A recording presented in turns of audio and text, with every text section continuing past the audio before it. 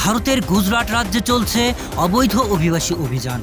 এই অভিযানে ইতিমধ্যে ৫৫০-এর বেশি বাংলাদেশি অবৈধ অভিবাসীকে আটক করেছে পুলিশ। বিশেষ করে সুরাট শহরে রাতভর চলে তল্লাশি।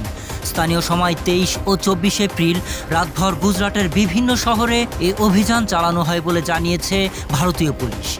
সুরাট, আহমেদাবাদ ও রাজকোটে সবচেয়ে বেশি অভিবাসীকে আটক করা হয়েছে। ঘটনাটি দক্ষিণ এশিয়ার অভিবাসন নিয়ে নতুন করে আলোচনার জন্ম দিয়েছে। পুলিশের দাবি, আটককৃত ব্যক্তিরা বেশিরভাগই নির্মাণ, টেক্সটাইল এবং ঘরোয়া কাজের সঙ্গে জড়িত।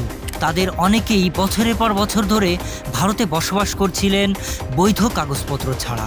গুজরাট পুলিশের একজন জ্যেষ্ঠ কর্মকর্তা বলেন, আমরা তথ্যের ভিত্তিতে অভিযান চালিয়েছি।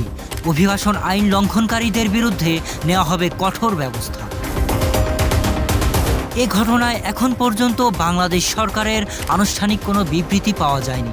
তবে কূটনৈতিক সূত্র জানিয়েছে, ঢাকায় ভারতীয় হাইকমিশনের সঙ্গে আলোচনা চলছে।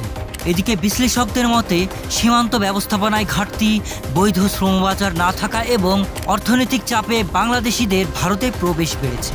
তারা বলছেন, এই সংকটের সমাধান কেবল আইন দিয়ে নয়, বরং দ্বিপাক্ষিক আলোচনার মাধ্যমেই সম্ভব। Sharif Rahat, news desk, hello Bangla.